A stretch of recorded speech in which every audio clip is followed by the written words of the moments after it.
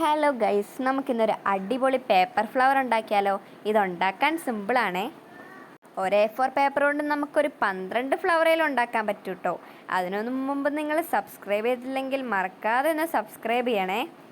ആദ്യം തന്നെ ഒരു പേപ്പർ എടുത്തിട്ട് 7 സെൻറ്റിമീറ്റർ ഗ്യാപ്പ് വെച്ച് ഒന്ന് മടക്കി കൊടുക്കുക. അത് കഴിഞ്ഞിട്ട് കുറച്ച് സ്ക്വയർ പീസസ് ഇതേപോലെ ഒന്ന് കട്ട് ചെയ്തെടുക്കുക. ഏകദേശം ഒരു 12 പീസസ് ഒക്കെ കിട്ടും കേട്ടോ. എന്നിട്ട് ഈ വീഡിയോയിൽ കാണിക്കുന്നത് പോലെ എല്ലാം ഒന്ന് മടക്കി കൊടുക്കുക. മടക്കി കൊടുത്തു കഴിഞ്ഞിട്ട് പോലെ ഒന്ന് വരച്ചു കൊടുക്കുക. അങ്ങനെ ഞാൻ എല്ലാം വരച്ചു കൊടുത്തിട്ടുണ്ട്.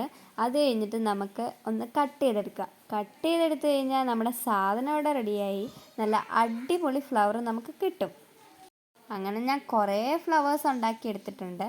പിന്നെ അതിന് നടുക്കൊരു ഡെക്കറേഷന് വേണ്ടിയിട്ട് ഒരു കളർ പേപ്പർ റൗണ്ടിൽ മുറിച്ചിട്ട് നടുക്കൊന്ന് ഒട്ടിച്ചു കൊടുക്കാം.